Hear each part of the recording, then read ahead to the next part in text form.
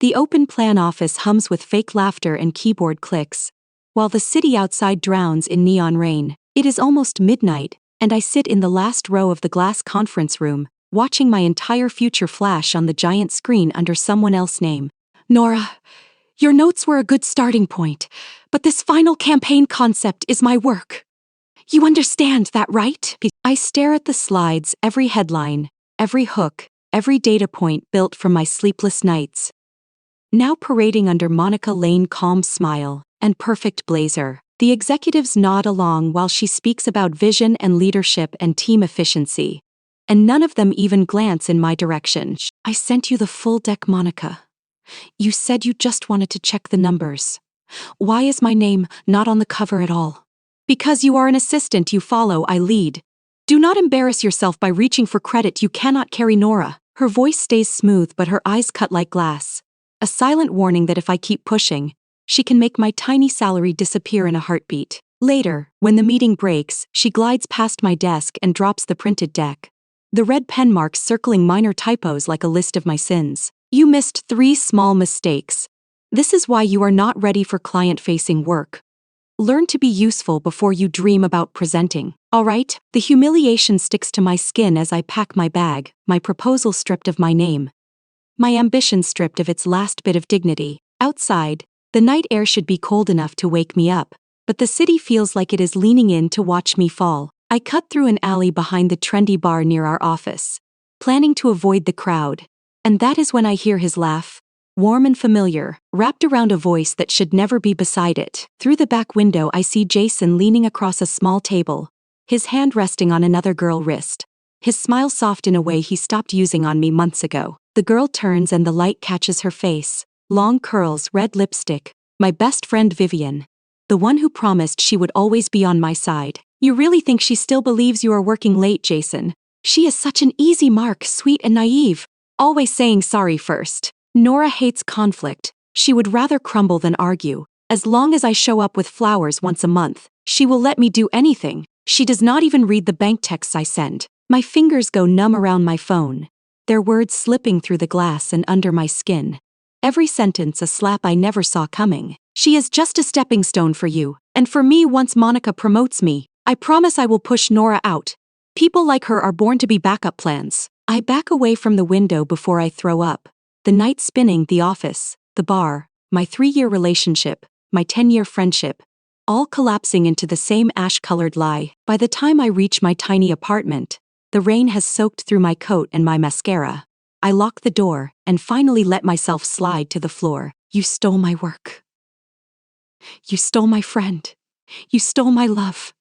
How many pieces of me do you need before you are full? There is no answer, just the buzz of the fridge and the muffled city outside, acting like nothing happened. Like I am still the same quiet girl who swallows every insult. I drag myself up, wipe my face, and open my laptop, the bright screen burning away the last blur of tears as a wild thought slams into place. If the world only listens when things are loud, then I will be loud.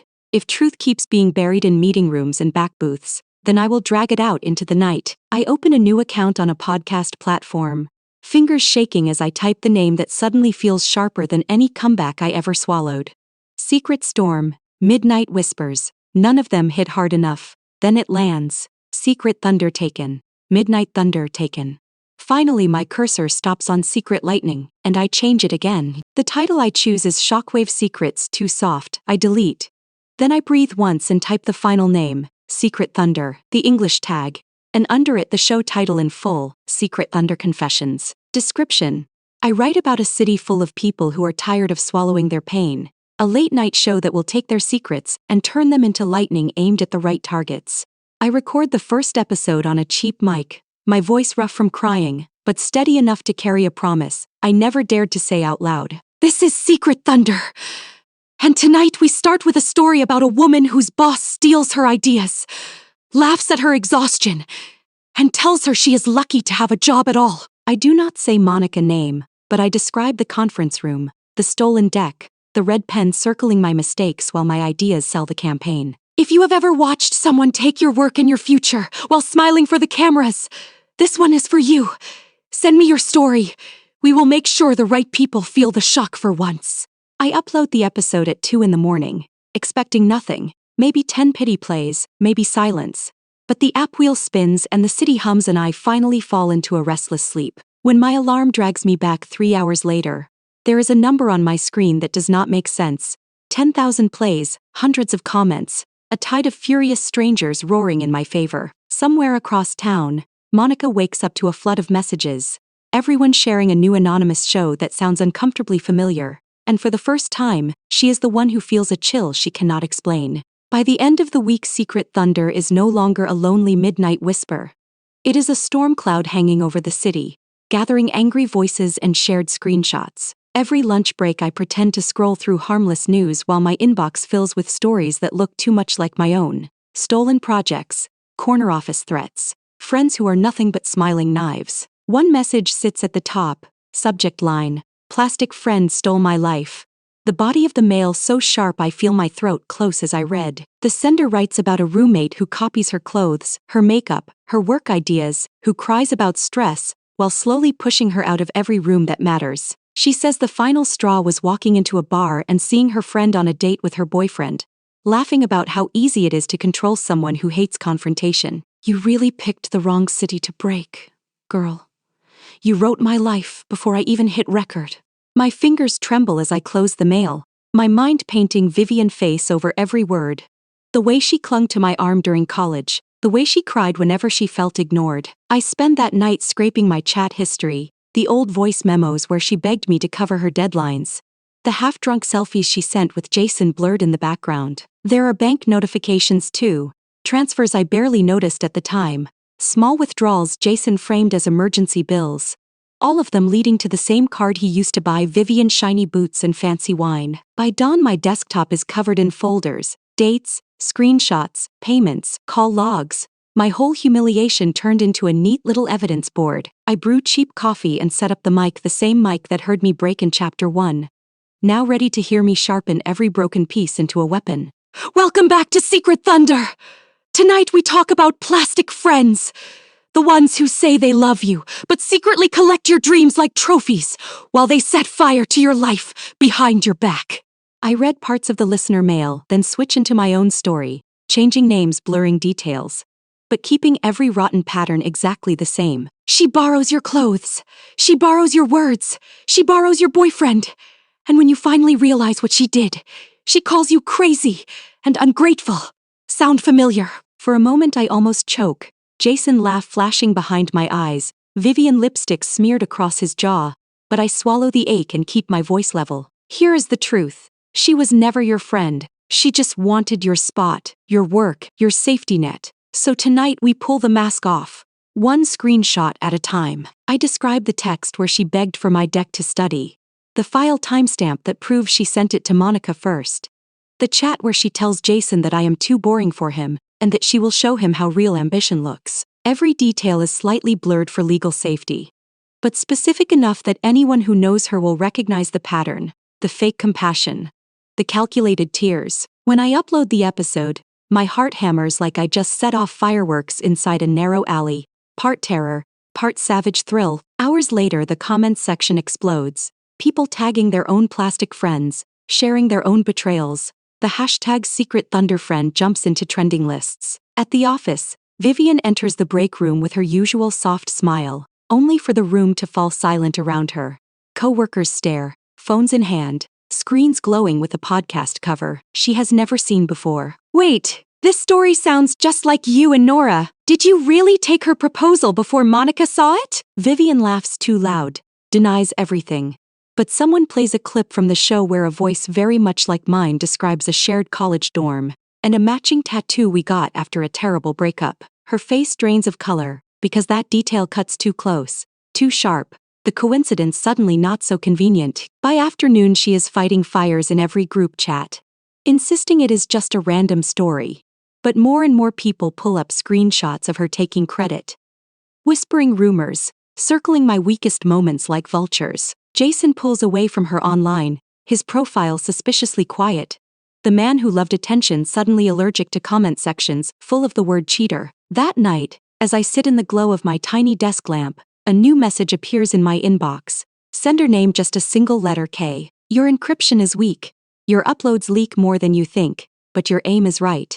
If you want to survive this storm, you will need someone who knows where the lightning will bounce. Attached is a report, a map of all the attempts already being made to trace Secret Thunder back to my apartment, to my laptop, to me. My blood runs cold, seeing Monica email domain in the list, along with a burner account I know belongs to Jason. The same old predators now hunting under new masks. So you are saying they are coming for me, and you want what? Money, control of my show. What is your angle, Kay? Relax, I hate bullies. Consider me your firewall. I help you stay invisible. You keep swinging the mic. That is the deal. If you break it, the bullies win. His calm tone bleeds through every line of text. No pushy demands. Just a quiet certainty that he can do what he promises. After a long pause, I type back, fingers shaking less than they did before, agreeing to let him patch my digital leaks and scrub my traces from employee networks and public databases. When I hit send, I realize the balance has shifted again. I am still scared, but I am no longer alone. There is a voice in the wires on my side, and a city full of secrets waiting to erupt. The morning after K becomes more than a mysterious username. Secret Thunder wakes up to its first full-scale counterattack. A trending thread claims the show is fake, that I invent stories to ruin innocent people, that I am a bitter ex who cannot let go. The screenshots carefully arranged to paint Jason as a victim. In one post, Vivian writes about a fragile friend who twists everything, hinting that I weaponize mental health and jealousy, and that no responsible listener should believe the show. My chest tightens as I read, the old script of blame settling on my shoulders, the same one that kept me apologizing for years. They moved faster than I expected, but their pattern is lazy. Smear first, hide receipts later. We can work with this. K blocks the worst accounts from tracing my IP, reroutes the rest through more decoy layers, then drops a shared folder into our chat. You are not the only one they hurt. I pulled public complaints, court filings, quiet refunds. Your ex has a trail of broken promises and empty bank accounts behind him. Inside the folder, I see names I do not recognize. Girls from other neighborhoods and other companies. All with the same story. Jason sweet at first, then distant, then gone, taking money and trust with him. There are screenshots of him bragging about free rent, about borrowing credit cards, about investing in fake startups that never existed. One girl writes about him promising to move in, then disappearing the night before with her savings, leaving only a broken lock and a wiped phone. The rage that surges through me is cleaner than the hurt now. Not a weight but a blade, sharp and cold, and finally pointing outward instead of in. Then we make him the next main act. He wanted attention. We give him the brightest spotlight this city has. That night I sit in front of the mic, heart steady, script open. A list of verified receipts lined up like bullets. Names changed but patterns preserved. Welcome back to Secret Thunder. Tonight is for everyone who ever believed in a man who treated love like a business plan and your savings like his personal wallet.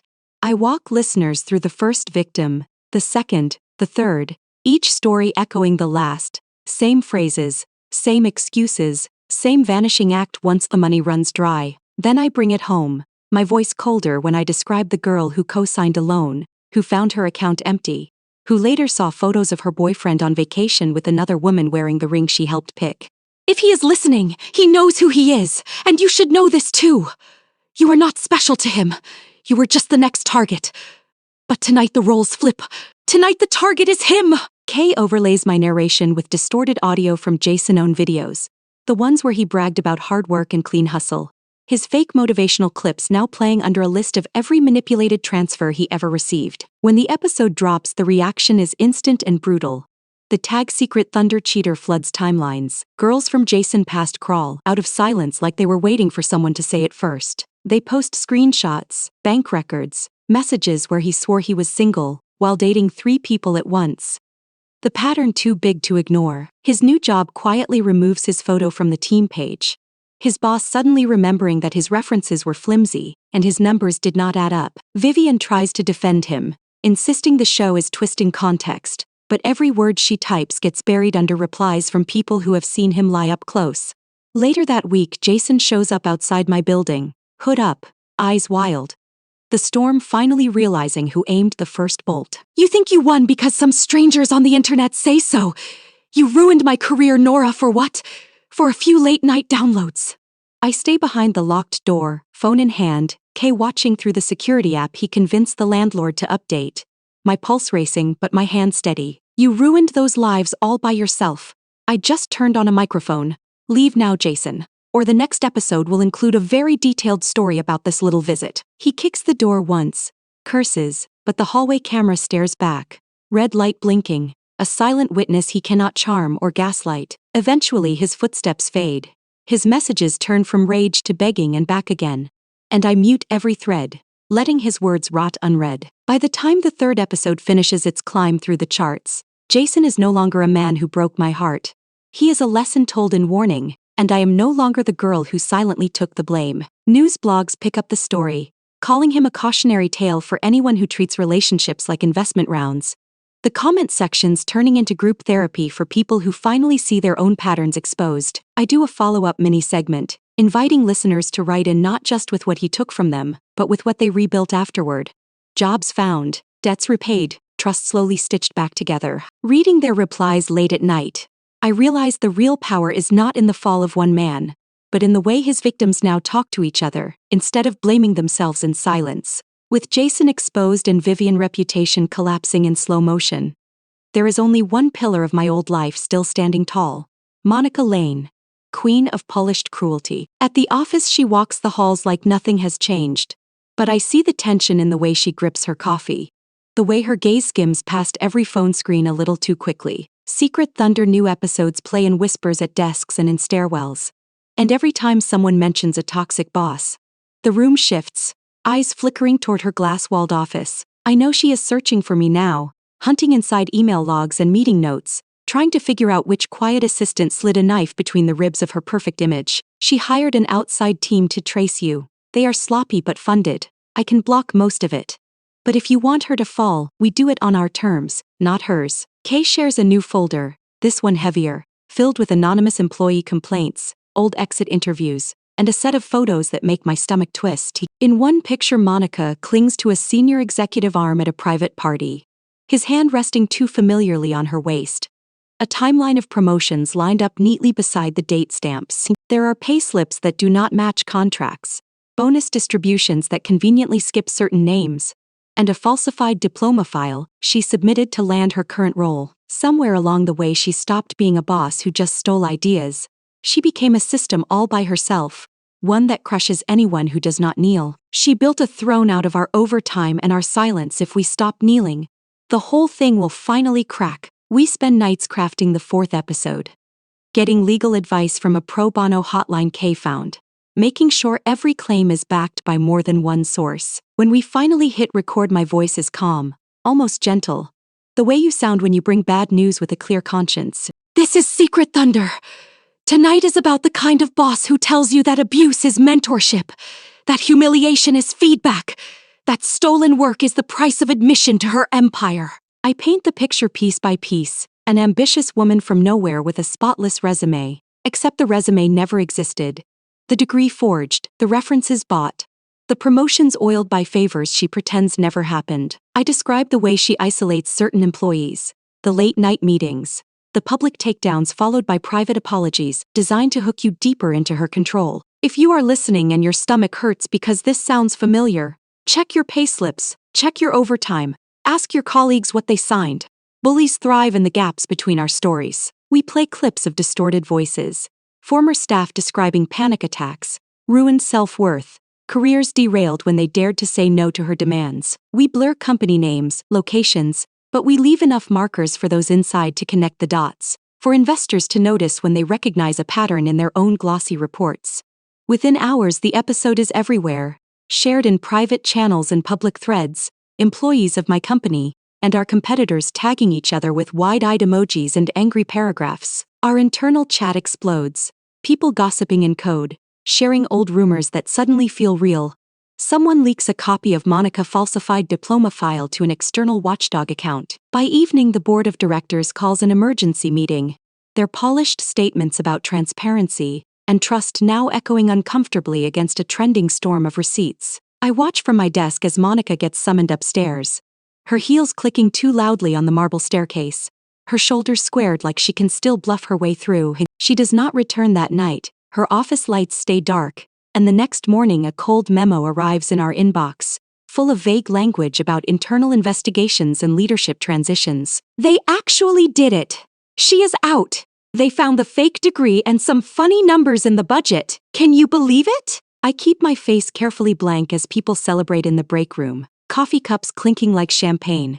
My heart pounding against my ribs with a wild mix of triumph and terror, because if this worked, it means Secret Thunder is as powerful as I hoped, and as dangerous as Monica feared. It can take down monsters, but it can also paint a target on my back the size of the whole skyline. You just toppled a queen. They will not stop guessing who swung the sword. But right now the public is on your side. That is your shield. Keep using it. I nod at the screen like he can see me, even though he is just text and code and a steady presence in my notifications. My invisible partner in this midnight war, Human Resources, sends out a survey about workplace safety and respect. The kind of form that used to feel like a joke, now suddenly taken seriously, as people type longer answers than the tiny comment box can hold. In quiet corners I hear plans forming, small teams dreaming about leaving to start their own agencies, where credit is shared and overtime is paid, where bosses are leaders instead of tyrants. Secret Thunder becomes part of those whispered blueprints, not as a weapon this time, but as a reminder that no empire built on fear is truly stable, once people find their voice. The week after Monica falls feels unreal, like someone changed the city filter overnight, edges sharper, colors brighter. Every hallway conversation suddenly louder and freer. People who never spoke to me before stop by my desk to share rumors of her exit, to whisper thank you to whoever had the courage to finally expose the rot. They do not know it is me, but their relief still wraps around my shoulders, like a blanket I never knew I needed. Online Secret Thunder crosses a threshold. No longer just a cult favorite night show, but a force the news blogs are forced to acknowledge, even as they speculate wildly about who sits behind the mic. Some think I am a team of lawyers. Others imagine a bitter group of ex-employees. A few insist I must be a man, because no woman could be this ruthless without crying afterward. I read the theories and laugh under my breath, realizing that the distance between who they imagine and who I was a month ago could fill an entire season of episodes. The messages from listeners evolve too. Fewer raw confessions of pain, more determined plans to fight back. People sending updates about lawsuits filed, complaints submitted, resignations handed in with heads held high. The storm I started in a dark apartment is changing weather patterns far beyond my street. And for the first time I wonder if hiding forever is really the only way to survive. You are thinking about stepping into the light. I can see it in the way you write. Slower, heavier, stop and breathe first. His message pops up while I scroll through another article calling Secret Thunder the conscience of the city. My reflection faint in the dark window beside my desk. If I never show my face, they will keep guessing. They will keep trying to unmask the wrong people. And the ones I hurt when I expose them will keep saying, I am a coward hiding behind strangers. You owe them truth, not your safety. If you go public, you need a plan, legal support, backup accounts. You need to decide what you want this show to be beyond revenge. The word revenge hangs in the air between us, even though we are just two sets of blinking cursors. He is right. My first episodes were pure fury, but somewhere along the third and fourth, something shifted. Secret Thunder stopped being only about my pain and started collecting everyone else's courage. Their stories now bigger than mine alone. That night I open a blank document and start writing a script unlike any I have done before. One that does not hide behind blurred names or altered details. I write about the girl who thought working hard and being kind would be enough, who learned the hard way that some people only understand strength when it hits them like a storm. I write every stolen idea, every whispered insult, every time I apologized for someone else's cruelty, every time I watched another woman get blamed for a man's choices. Then I write about the night I came home soaked in rain and betrayal.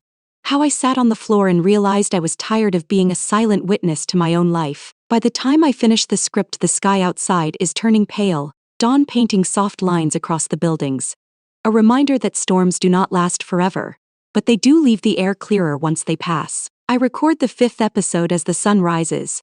No voice filter, just my real tone, shaking only at the edges when I say my full name into the mic for the first time. This is Secret Thunder, and my name is Nora Reed. I am the assistant whose ideas were stolen, the girlfriend who was betrayed, the friend who was used, and the voice that decided to stop being quiet. If you are one of the people I exposed, understand this. I did not ruin your life. I just turned on the lights. What you see in that sudden brightness is what you built with your own hands. If you are one of the people who wrote to me, who shared your nightmares and your plans, this show was never just about revenge. It was always about making sure you knew you were not alone. I end the episode with a promise that Secret Thunder will keep taking stories. But from now on, we will not only talk about the damage, we will also talk about rebuilding, about new jobs, new boundaries, new beginnings. When I upload the file, my heart feels like a drum, every beat waiting for impact, for backlash, for silence, for something I cannot name. The reaction hits faster than any previous episode, notifications flooding in waves, friends and strangers tagging my handle, profiles updating with lightning emojis and messages of support. Some call me brave, some call me reckless. The people I exposed call me worse. But their insults slip off the armor built from thousands of listeners saying thank you in 100 different ways. I hand in my resignation at the company without shaking. The desk that once felt like a cage, now just another piece of cheap furniture I am tired of dusting. Kay meets me in person for the first time in a quiet coffee shop away from the downtown noise. Hood down, eyes kind, a little awkward without a screen between us. So this is the woman who made half the city reevaluate their life choices. You look shorter off the waveform, but taller in every other way. I laugh, tension slipping from my shoulders as we talk about server costs and content schedules, about turning a midnight show into a full-time studio that trains others to use their voices like this. By the time we step back into the street, the evening sky is split by distant lightning. No storm in the forecast, just heat and change humming in the air. I look up and smile, knowing that somewhere out there another girl is listening to Secret Thunder for the first time. Fingers trembling over a draft message she is finally ready to send. The world is still full of liars and bullies and backroom deals. But now there is also a late-night frequency that refuses to let their secrets stay buried. And at the center of that frequency stands a girl who learned how to aim her own pain outward until it turned into something like justice. Thanks for watching. Follow for more romance stories.